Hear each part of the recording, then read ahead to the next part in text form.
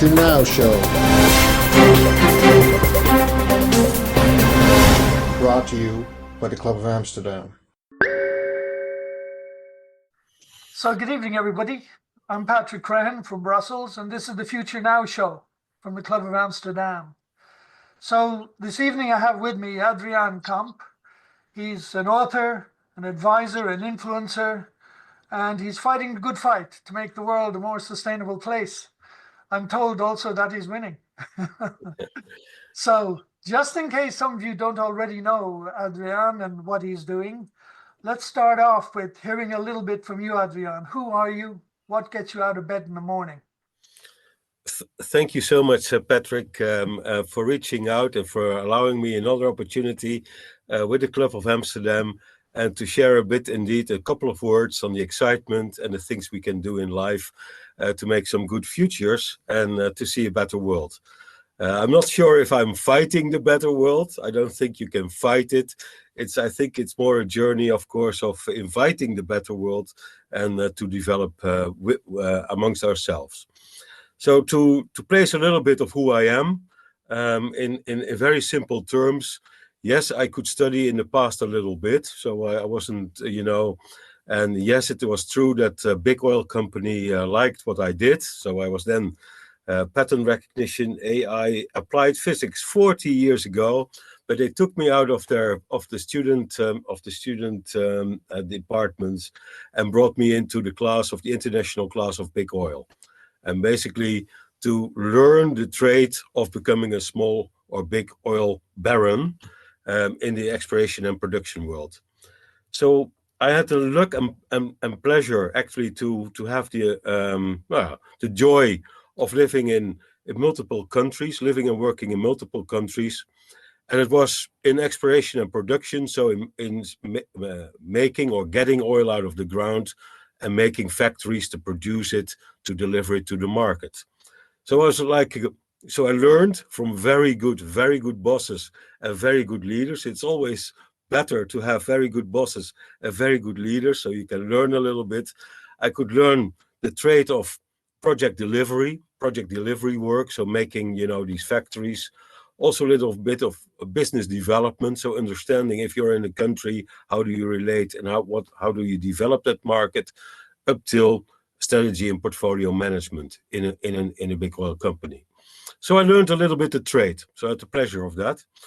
And I think for what we are going to discuss today or this afternoon or this evening, is the 50 years after big oil. It's actually the scouting and journey of discovery. What is now this good future making in the energy sector, and how do we make a world where everybody can have its own economic development, its comfort, and we don't fight over it or we don't make trouble over it. And I think that's part of the conversation which we will have. Leave it with that, Patrick. Right, that's a good start. I mean, the big oil company was Shell, and this is also famous for its work in futures and its scenario development. So we know about Shell from many different points of view. Yep. But it's interesting that you decided to leave Shell at some point and move on in a different direction. So what brought that about? That's a combination of factors. So one thing, if you grow up a little bit, so I have now a bit of gray hair, but you grow up a little bit. So the elements which came together, there were a couple of elements, was one of the things that we will speak about it also a little bit later, I hope, but it's the development of the consciousness of say, the movement of, I think you've been part of it, of the Club of Amsterdam, Club of Rome, but this thinking about, this one planet with its resources, but also with its natural world and its natural environment. And the other element, what came also to the market in that time when I left Shell, was that we became to understand that, 9 billion people sharing one planet, how do we give them energy, affordable, sustainable, reliable, and without getting into trouble? And I mean, that we don't fight over it, or that we don't wreck the planet, or that the reserves are actually there, the materials, the earth materials or the oil and gas are actually there to keep the engine and to keep the system as we've developed, to keep it moving. And it was not so easy. On the back of the envelope, we couldn't calculate. So what you mentioned about scenario thinking and shell strategy thinking and future thinking, but on the back of the envelope are explorationists, people who look in planet Earth down, in Earth itself. They couldn't make the equation of whether the age of easy oil was past in 2000, and we were going into a new century where we could see that more complex oil, more difficult, more oil, more expensive oil and gas were to be developed. And then there was another small thing which I think was very important. In big oil, it's a little bit like big tech now. When you are very powerful and you have a lot of money, or you have control over markets, sometimes also a little bit of the habits come into a system which are not always so benign for the rest of society. So if you make decisions for the company, I have to make decisions about the direction and about the portfolio and about the type of projects I'm doing. I can make two type of decisions. I can make the decision, what is the best decision for my company, that it will be always safe, whether there are good times, bad times, and I will make big money. So I look after my own self-interest. Or I have a company in a direction where I say, no, it's not about the good and the bad times. It's about actually, can I become a utility and a servant of society and make sure that the rich people and the poor people in the north and in the south and in the east and in the west will have their energy. That's a different plan. That's a different game. So and then there was a third element, or fourth element came to the table, and it was from 2000 to 2010. We did these kind of dialogues and discussions within Big Oil. Of course, we had the climate agenda. We knew about the Sustainable Development Goals, and the elements of planetary boundaries and the natural environment. But we also knew that there was this new clean technology, was very seedy, but it was very small and tiny, but it was developing as well. So we had the early phase, in Germany, of the solar system. We had some wind turbines. We knew a little bit that the battery in the car may come. And we knew that there was also, a little bit of to learn between the atoms, the molecules of oil and gas, and the electricity, which is with the electrons, and how to balance that, or how to rebalance that, and what kind of business models need to be there so that it can go forward in a healthy way. So those were the elements which were basically, we all knew them. We had them inside Big Oil. We had dialogues about them. The only unfortunate thing, and you have to give it a little bit to the company, but it was 2008 was kind of the financial crisis. And the thing was that it happened sometimes, which, in a company, sometimes we have money and then everybody can have a joyful time and can explore and develop and have joyful conversations. And when there is no money, things get a little bit tight and the focus gets to the essentials, and the essentials were very oil and gas only, and those projects only. Yeah. So, Yeah. very interesting. And you mentioned 2008, and the other things you mentioned are really radical changes in the way we have to think about the world. And when we spoke earlier, you mentioned a number of big ideas that I'd like to drill into a little bit. So one of the things that you spoke about was, the idea of unlimited economic growth. Yeah. And Yeah. so Yeah. what have you got to say about that? Yeah. Now, basically, I mean, it's quite funny. I mean, we will come to speak about the time we are in today, but actually, it seems that one of the things what we have to do as educated people and conscious people, or just not every people, is to build on the shoulders of your predecessors, of people who are before you. And it's about the human development, the societal development, the economic development. It's all about the learnings also from the past, and the visions and the views and the intelligence people had before us. And in some way or form, 1972 and 1973 are two important dates. And I will mention it to you. 1972 as the date from the Club of Rome and the establishment of the United Nations Environmental Programme. So say people who look after the planet Earth, tree of life, so to speak. And yet in 1973, you had also the foundation. It was the Nixon time in the US. And you had the foundation of the Heritage Foundation. And it was a conservative think tank, but also thinking about free economics, free liberal markets, free enterprise, less government regulation, and the idea that liberal people, free people, are the best people to create a society. So those two streams were both active in 1972, 1973. You know that the Club of Rome, the Limits to Growth, the four scientists, the group who made it, who modeled it, they were laughed away then and there in that time by the big industrialists and the big politicians by saying, nice that you can make curves at MIT, nice that you can make some predictions about, the system Earth and system economy and how that will relate, but technology, innovation, free economy, we will make it anyway. We will make it better. Now, to speed it a little bit from this 1973 to now, or to where we're in the time we're living, there are 3 or 4 dates which are, I think, also good to understand of how today have been shaped. And the first is, you had the period of the Reaganomics. That was the period of 1981, 1989, just before the fall of the wall in Berlin Wall, and he actually realized these ideas of the Heritage Foundation about liberal economies, everything in the market, and you could see it in the Western economies. Everything was put into the markets. Steel companies were put in the markets, hospitals were put in the markets, energy was put in the markets. But in the past were sometimes utility companies, so half state, half company owned, became fully shareholder owned. So that was the first period of the liberalization of the economy, and which then, and over the time, has gone world round. The second thing was 1992, was Rio. The Rio conference, and it was the biodiversity, nature, first climate conferences where people of corporations and politicians came about and said, well, there is still saying, we had this Club of Rome, but we also have this natural development for UNEP.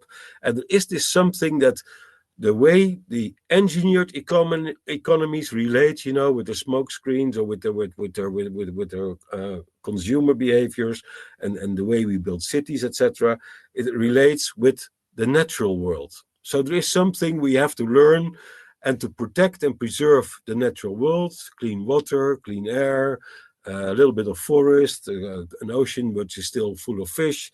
We have to do something about it. We have to create the programs to care for the common home or for the common natural environment. So that happened in 92, and with 1995, you had the first COP conference. So Angela Merkel in Bonn attended the first COP conference in 1995. Now we wind forwards, and we're almost there. In 2000, in the World Trade Organization, China was accepted or was invited to become member of the World Trade Organization, and so far, China had done under Deng some remarkable real life of their economies. They become, the second engine of our world economy next to the USA. So about this, and then so the combination of a bit of Reagan thought. Free liberal market, or you could say the Chicago School thought, or the Heritage Foundation thought, combined with China, created actually that from 2000 onwards, we were on our feet on the gas pedal. We were on our feet on the gas pedal of growing our world, the coming 100 years, from $100 trillion economy to a $200 trillion economy. Well, yeah. And if you would have mentioned that to the early people who set up this Club of Rome, the family Meadow and Jürgen Lander, so the MIT study group who made this first report, Limits to Grow, if you told them, well, we're going to a $200 trillion economy, what do you think? They would say, this is crazy. This is bananas. So we had this little bit, understanding that we were in a new game. We were on a new playing field. And over the last 10 years, so now I come to actually today. So in 2015, not for nothing, the United Nations agreed to two programs, which they called the Sustainable Development Goals and the Climate Paris Agreement. And with the whole idea that this common agenda between economy, good societies, and the natural environment, that somehow, some way, we design the programs and we speak about between each other, between the nations, and between in corporate life. How do we do that? And how do we take care of the signs and signals when we go, out of the bounds, when we go out of bounds and we go over the red lines. Make sure that we have the alarms right, and that when we get the alarms, that we can steer the ship back into safe waters. Now the thing is, I speak on, but the thing is, the last 10 years and the whole natural science and natural environment scientists about, whether it's the climate change or whether it's the biodiversity, whether it's the pollution in my body from plastics and microplastics and pesticides, or whether it is about how we take away the forest and the forest fires and all the aspects, is actually we have alarm bells. We have alarm bells on the way the natural environment is presently behaving, the tree of life on this planet. And we have some alarm bells on this idea of bigger, biggest, greater, greatest, more, most, if that is to be shared between 9 billion people. So that was basically then, yeah. I mean, if you ask me at the beginning of this show, what keeps you awake in the morning and why do you wake up or what do you want to do? Well, it's about this quest. It's about this quest. Indeed, and I'm grateful that you mentioned 1973. I mean, I'm very much Yes. aware of the Club of Rome because I'm actually a member of the Club of Rome in Brussels.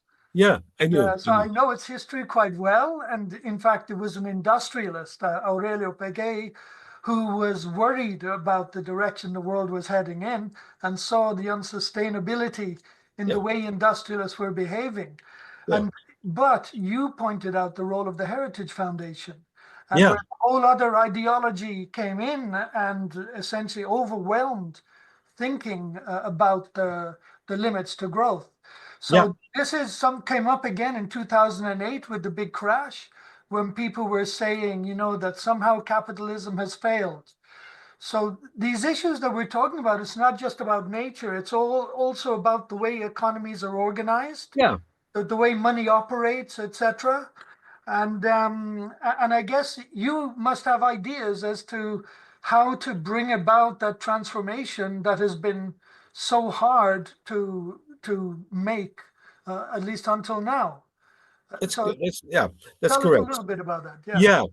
So indeed, the search and the journey and the quest is about how do we get from system A to system B. Yeah. And system A being the present system, which we all see, and not all, but a lot of experts in the field, professionals, practitioners, even leaders of corporations, they know that the direction of ever growing or ever shareholder gifts and dividends is not the way to ensure that we stay in the realms of what we were just discussing. So we need some form of wisdom or some form of responsible ways of leadership in our system. Now the thing is that also from the Club of Rome, they went for Earth for All. They had a revisit of the study of 50 years later on, and they actually came, and I think five key elements which need to come. If you want to go from system A to system B, you can talk about we have to reform our whole economy, we have to reform our governments, we have to reform the way we teach people, we have to reform. It's a little bit too much, no one can do that. So you have to find the steps, the little steps, or the little bit bigger steps where you can influence in a sector, how the sector can gradually start to change, and by gradually starting to change, help us to get into system B. The ideal world, which we also know. We know, the ideal world, the difference between an intense farming and biological farming, we know the difference between intense consumer market, street of supermarket, and a little bit biological supermarket. We know a different lifestyles exist between people, and we know that in principle also in the energy sector, we know about intense economies, intense petrochemical, also oil products into sales, in plastics, in chemistry, in everything throughout our societies, and a little bit less. So it's about gradual system replacement. And the thing how to do that. So the way I approached it was indeed from within the energy sector, the energy professionals, and it's all is to do about you can fuel your house and your home and your city and your country. You can fuel it as we do it today, 80% fossil fuels and 20% electricity, or you can make a little bit more the wiser decision or the greater decision. No, maybe a little bit of a rebalance for going from 50% or 40% fossil fuels, 60% electricity. And we can do all the services, all the comfort, all the goods and stuffs which we have right now. We could make them. There's no reason why we should go down. There's sometimes people are afraid of degrowth and of the ecology movement, that we have to get rid of our heating system and have to live in woolen shirts and woolen socks. It's not true. We can modernize, but also eco-modernize by ensuring that whatever the changes we make, we care about our natural environment, we care about the reserves in the ground, and we care about how to unlock this in our market. Now, one thing which is standing in the way from this easy transition from 80-20 to 40 or 50-50, exactly, it's the free market. It's Reagan. It's now Trump, but it's Reagan. It's the idea that if you have to compete and level playing field and everything needs to be, it's competitive, it's not collaborative, you cannot make the transition. So those are, and the other element is if a company is only owned by shareholders who live abroad. So I'm living here now in the Netherlands. And if the shareholder from Vattenfall of E.ON is in Germany or in Sweden, sometimes they don't care a lot about whether we make a good transition in the Netherlands. And it's also true for Shell. Shell Group was in the Netherlands, had a commitment to the Netherlands, but moved its headquarters to London and may move its headquarters to New York for reasons of shareholder value. And that's not a commitment to this thing which I just mentioned, that we have to rewire a little bit our societies to prepare ourselves for this system B, to allow system B a well-being economy instead of a wealth economy, an economy who trades in sustainable development goals with its other countries, so it's not intense in its trade. So to build a bit of this ideal world. This has helped a little bit. No, this is great. And, when you were saying that the transition is easy, I wanted to jump in and challenge you on that. In principle, I mean, we know what to do from a technical point of view. You can run the numbers. And in that sense, it's kind of obvious. It's not simple, but it's not too complicated. It's stuff that educated people and groups of people can get around. And we're coming again back to this issue of the role of ideologies. You mentioned the Heritage Foundation and how it's swamped or overwhelmed the clear message of the Club of Rome. And now we were kind of on a slippery slope. And we have, Donald Trump, he was democratically elected. There are reasons why he was elected, etc. And I think you and other people are really worried. Is this going to hijack the whole agenda of how to achieve a sustainable world? So, but what are your thoughts on that, on the Trump phenomenon and how it's going to affect things globally? Yeah, so very great question. So one thing I try to learn, and it's not easy, I have to say, Patrick, but what I try to learn is to see no enemies any longer. So I try to see that all, we are on this one, that we have, on the moment that we start to make enemies, it becomes, our good future making becomes more difficult. But it's not to say that certain characteristics of leaders or worldviews are not a little bit hindering good future making. So if you say, yes, I had a little bit of a difficult week in the sense that I could see this whole bombshell of executive orders, and very big deal making, which I don't consider very healthy for the progression of a society which can be in calm, in peace, and do not see too many enemies, or does not make too many enemies, and is actually helpful in this whole dialogue we were just about. And the fact that he needed to kill the Paris Agreement again because it's from the Democrats or the liberal, and the fact that he had to, and that's a bit from the Heritage Foundation, free enterprise, so no deregulation of the government, allow big oil to drill, baby, drill. Yeah, from a practitioner point of view, you can have tears in your eyes, and I hope some big oil corporations in Europe have tears in their eyes, because fracking America, because that's what it's about, is a very unhealthy way of developing energy. It's actually it's killing your it's it, no it's not it's killing your fields. It's killing your soil. It's dirty chemistry, intense form of hydraulic pumping, and then it's ugly. It's ugly. So this whole new age of America, new age, golden age, based on unhealthy practice, is not a golden age in my view. The second thing what he has done, and what I really find a little bit troubling, is that this idea, the Heritage Foundation, but also the big tech and the people surrounding him in his administration, it's the big billionaires club, and there's nothing wrong with people, if they're successful and they attract a little bit of money. But if that is the example of the good lifestyle we are going to create between the global south, India, Europe, China, I worry about our world may have 1,000 billionaires or 10,000 billionaires, but the way they live and the way they behave, it's for me, it's not the better examples of good leadership necessarily.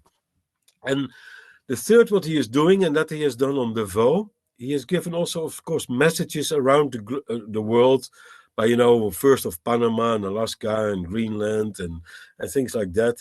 But also in Europe, in Davos, he stood there last week.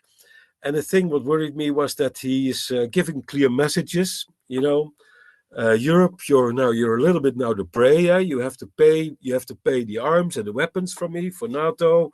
You have, if you're not careful, I tariff your country, and I tariff Germany different than UK, different than Italy. The nicer you are, the less tariffs you have, and the uglier you are to me, the more tariffs you have. Roving a little bit money out and roving opportunity out of Europe, and by the difference between America not in transition, not thinking about transition, and Europe wanting to transition, is a little bit difficult for Europe to maintain its posture against so much power coming from America. And then then of course, if a person say we're going to do drill, baby, drill, and oil is the best gold, and I'm going to make big deals around the globe, also with oil wealth nations, and nothing wrong with that necessarily, but it gives the signal that we can stand with our foot on the gas pedal. There's no worry with oil and gas, and let's ride it. Let's ride this joy. And that was 10 years of fight from the United Nations, from all these climate scientists, from planetary scientists, from people who thought a little bit about the future, like Club of Rome, and how do you balance the two systems, and how do we get towards the better system. Well, it's giving it a little bit of a shock. And to end, and that's one of my also a worry, is I think that you see it already, But if leadership in Europe start to speak with multiple tongues, so they bend their knees to Trump because the investment opportunity in America is so great. We're going for trillions there, and we're going to unleash free enterprise, free capitalism. Then all the corporations in Europe do want to invest, or they cannot avoid almost to say we need to be in America. But then to be in America, and you are in Europe and you go to the rest of the world and you speak about sustainable development goals, that's worlds apart. So our integrity, our transparent, our respect, or our the way we speak, the tone of voice we have, and the way we behave gets under pressure right now. Very interesting. And Yep. you mentioned the role of billionaires. I mean, as you know, we'll soon be talking about trillionaires. I Yeah, think yeah, Elon Musk is yeah, about half a yeah, trillion is his personal yeah, wealth now. yeah, So this problem is only going to get worse, if people like that are allowed to have such sway over public policy. And it's a pity that Donald Trump has the tone that he has. I mean, he's very confrontational. He yeah. doesn't leave a space for negotiation or dialogue. But I'm wondering, I mean, in the end, is he really so important? I mean, in the US, the states also have power and often decide, differently from the federal government. And then you have new centers of power around the world, like India, you mentioned China. There's new confidence in many African countries now, Latin America, and you have the BRICS phenomenon. So do you think these new centers of power are going to balance things up in the end? No, yeah. So the concern basically is, when the Sustainable Development Goals were developed, that was done by Jeffrey Sachs and the Yeah. United Nations. It was the 17 icons, or the 17 themes, and I'm not a fundamentalist, and I'm surely not a scientist. So for me, it never worked that I needed to mark them all as scientifically based, but it was the idea. Is your society on these 17 icons, from clean water to good food to healthy education to good health and having a good industry and blah, blah, blah, and the consumer behaviors, all these 17 icons, in a sense, they looked and they measured the countries around the globe, whether you're in red or whether you're in green, these icons.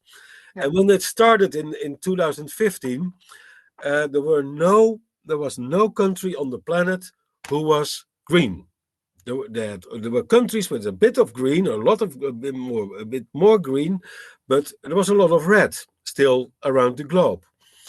And then we could see that in Northwest Europe, so where I live, or in Europe, the countries had a bit of a knack of this well-being economy and the sustainability and happiness of people. So we were not doing bad. We were actually quite in a trance of leadership or potential leadership as an example for the world. If you have a developed economy, then surely there are issues in our developed economy. There are many intense things which we need to resolve. Right where I live in the Netherlands, there are plenty of things which we need to resolve, but we have a bit of the understanding with an intense economy, how it can become a green economy. We knew a little bit about the pathways. Now, on your question, America was also red on many occasions, had a little bit of green, and China was also red on many occasions and a little bit of green. Now, the world needed an example. So what we thought in the time of 2015, so if we take the good examples from Denmark and we marry them with Germany, and we take the good examples from Massachusetts and we marry it with Shanghai, so that there is learning between the greens, that we can make more green by learning what is green in a developed or in a developing nation, and how do you get that? That was part of the thinking which we had. Now, with over the last week, you mentioned that there will be good people in America, and there will be states and there will be cities who try to do their best. But if the main key system of money, power, and influence go the Reaganomics or the Trumponomics, I can't stop. I mean, I can only stop it by going to the Heritage Foundation or going into the Oval Office and speak to the heart and see some form of mindset change of maybe our worldview, our narrative, our idea what is success needs a little bit to be adjusted, and in order to allow the other to develop in a way that is benign into the direction of sustainable development. And I'm not so sure about America now. Am I sure about Europe? No, because I see this pulling force as well, as I just mentioned, from corporations and politicians and countries, because Trump is doing it a little bit already. Italy is favored, Denmark is out of out of bounds, is out because of the Greenland. Sharma is in, Scholz is still out. So this playing about countries and pulling at countries, but also at their corporations and at the competitive force over these corporations, does not allow us to have a lot of space and a lot of time and a lot of abilities to transit from A to B. Basically, Europe can come back in the time of 2008, of the financial crisis, Yeah. because America is pulling the money. Well, That's on this, the impression that you're giving is that the American situation is something that just has to play itself out, that there won't be an epiphany moment where the institutions turn around and they say, listen, guys, we've been thinking about this wrong, and we need to change, the way we deal with ourselves and our own society internally, and also how we deal with other nations. I mean, I don't see that happening very quickly. But on the 2 other years. hand, sorry, you want to 2 jump in? years, 2 years, but there's one. It's for sure. So there is this with this new administration. There is a fight, of course, between the Republicans and the Democrats, or say, winners and losers, or the idea of this Heritage Foundation, the conservatives versus the liberals, so there is a fight in America: who owns America and who directs America, the wealthy elite or everybody. The middle class and the poor blue collar workers. So there's this fight, and there is a fight from America that they say, okay, in some form, 80 years they helped to establish the multinational lateral order. So from United Nations to World Bank to IMF to all the things they helped establish, and they were like a little bit of the policemen of these institutes, so that at least they had the convening power, people came to the table, and we had this order. Now, I think there are many people now seem to agree that order which we had for 80 years, and which has given so much comfort, so much wealth, so much peace, so much prosperity, unfortunately, it seems that it's devolving itself. It's disappearing before our eyes, and a new system or a new order will rise. And what you said is that yeah, we as Europeans, or as citizens of the world, I think it's our duty of care and our duty of of experience, standing on the shoulder of our predecessors, to at least express what and hold our ideal, to keep expressing what our ideal is. Whether we're winning or losing, it doesn't matter, but to keep expressing how we see this ideal may be, not fighting the other, because then, if we start fighting each other, the winner takes it all right now. So that doesn't help. It's trying to converse the winner or the other into a bit more seeing bridges of hope, or to see at least to be willing to allow the other also something. And yeah. You mentioned, you use the analogy of fighting, Yeah. and fighting wars, etc. Yeah. And the tendency is that in a fight, you have a winner and a loser, Yeah. And Yeah. the ideology is about, either I win or you lose, and both is good, And so, how do we move beyond this way of thinking? What are the alternatives? I mean, tariffs, for example, the whole discussion with China on especially the U.S. China access, and to some extent the EU China access. It's all about blocking markets, imposing tariffs, even when it's not obviously in our interest, to do so. So how do we go beyond this kind of belligerent adversarial approach to something that's more cooperative?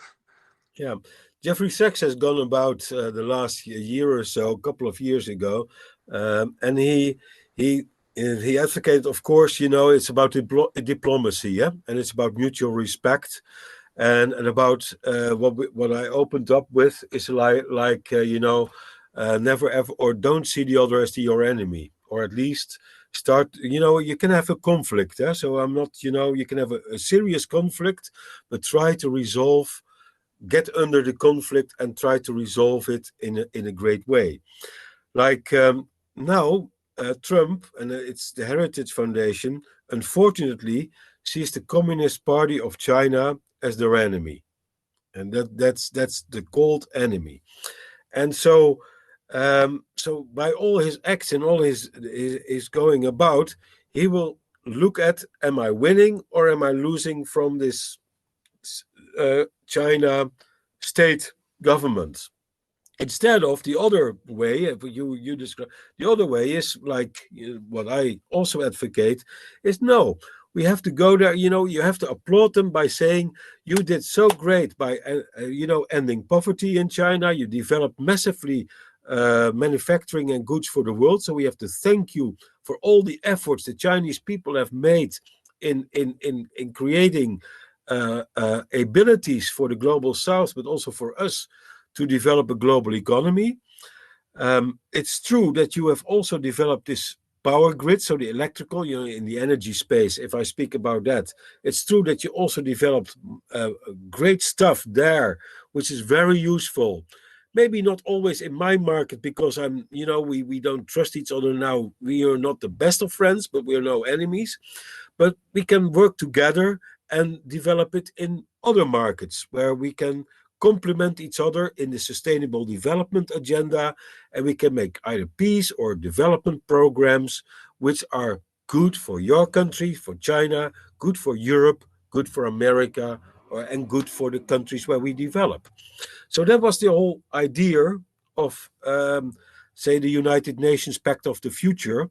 That idea is there, that you work with the other, and with respect. And then if you speak, and sometimes I hear it also in Europe, they speak negatively about, the China EV, the cars that they want to, kill the Europe. Maybe it's even true that they try to do it, but speak with respect towards each other, go and visit each other. It takes time to become befriended with each other, to understand each other, and see to organize, and that's what I'm part of my mission, see to organize the formats where people are meeting each other regularly and where we can build trust. And we don't do that too often. We don't do that. So when the war with Ukraine came upon Europe, if I may say so, we had still dialogues with, before that, we had open dialogues with Russia. Russia was a sister country to Europe. It was with open trade and all possibilities. The war of the Ukraine has killed it. And it's so sad. And we should find a way to rebuild again diplomacy, rebuild again the trust, and rebuild again that Putin doesn't want to hurt me or our nation, and we don't want to hurt them. And that they feel that different cultures, different traditions, different governments, but I don't need to hurt you. I rather seek, how can I work with you and get the best out of you, also for me and for the rest of the world. I love this message, and also you were talking about the need for more dialogue and understanding, etc. But really little effort seems to be made to understand a country like China, which is huge. It's an extremely important economy. And we have so many, our interests are so intertwined. I mean, I had an office in Shanghai for a number of years, and I really had a lot of, contacts with the Chinese government and local companies as well. And they were very clear about what their goals were. And their goals was like growth and to help people have a better life so Yep. that every year they would live a bit better, so that young Yep. people could look forward. I mean, and this is what drives everything that they do, really, not some idea of. Yeah, yeah, I mean, if you understand that this is their goal, you understand why they need to expand their businesses. Like one of the reasons why Chinese companies were expanding abroad is because they had expanded as much as they could within China, and yeah, until the rest of China caught yeah, up, they yeah, couldn't grow very quickly, so they had yeah, to go abroad. yeah, yeah, yeah, And but you mentioned the idea of a transition pathway, moving yeah, from system A to system B. yeah. My impression is that we're no longer just talking about like technical systems like the No, electricity grid or the energy no, no, no. system. I mean, there are other systems, and you mentioned diplomacy, finance, etc. And so this is a much bigger game than the one that we've thought about in the past. We mainly think in technical terms, No, no, it's the introducing EV. organization. Yeah. Yeah, It's true. It's the organization. So it's the worldview. It's the way of life. It's the way of organizing. So at the UN level, we know that the system of 80 years, which I said, these institutes which we have created over the past 80 years, from Bretton Woods towards the United Nations and all the departments, they're not fit for the coming 80 years. They're not fit.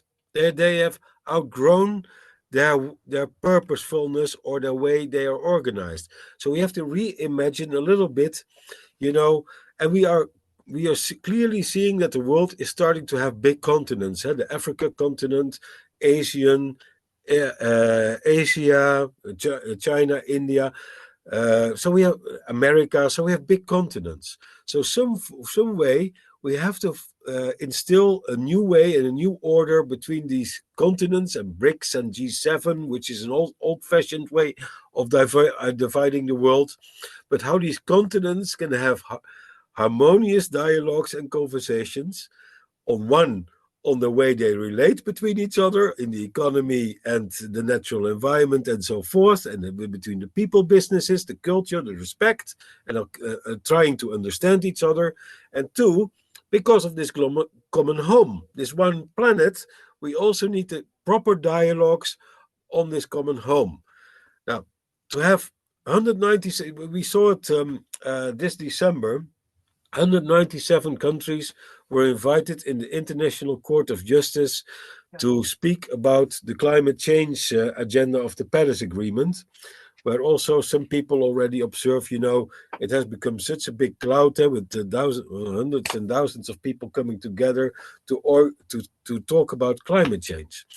Now, one thing, it was clear that 197 voices, poor judges, but to make some sense, a common sense between 197 voices is quite a thing. So the idea of full, democracy is essential, that everybody is included on this planet, that everybody feel connected, but there needs to be some form of reorganization and reformation at the global level, UN level, on the national level, and in the market level. I'm especially also focused on the market level, and not only on energy, but also on finance, and also on food, and also on housing, and all the other stuff.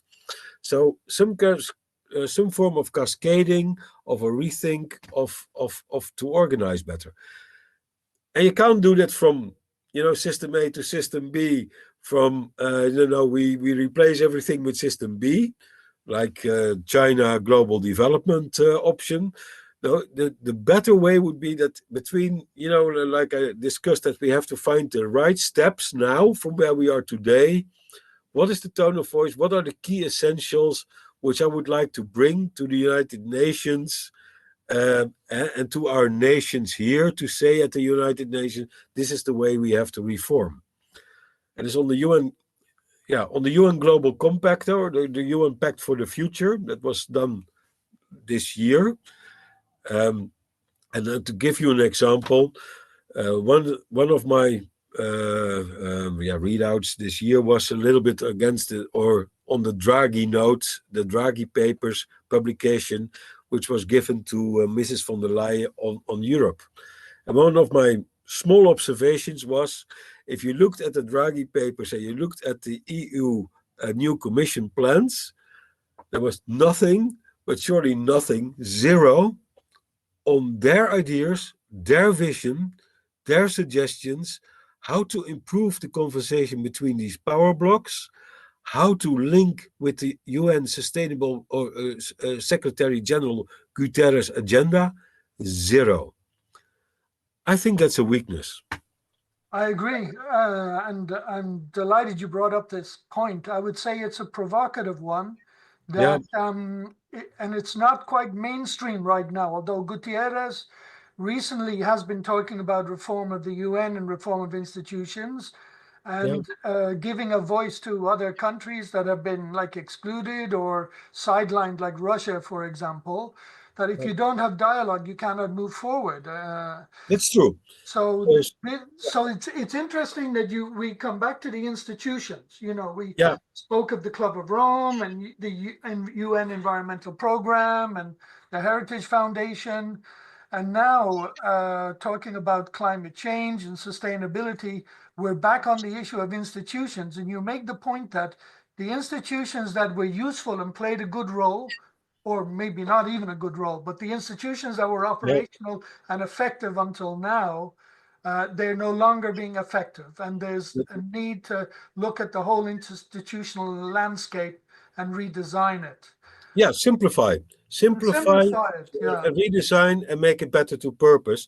But that means, and I'm from the corporate world, so I find that I just made a mention about von der Leyen and the Draghi note, but I make the same mention to the big oil leaders in Europe or the people who are leading industries in Europe without a clear voice. If it's only words and gestures and stuff like that, but without any true commitment to stand firm and to say, yes, I understand my responsibility to the European energy market. Wait, I know a little bit more. I stand my understanding that if we do not develop sustainable energy systems in Europe, how can we help the rest of the world, or how can we be attractive for the rest of the world? I understand the urgency of the alarm bells in the natural environment. I understand the alarm bells in going forward with unabated growth economies. Yes, I am going to mend. I'm going to sit with my politician. I'm going to sit with my backers and my customer. I'm going to rethink also some of my corporate behaviors and corporate ways of going about.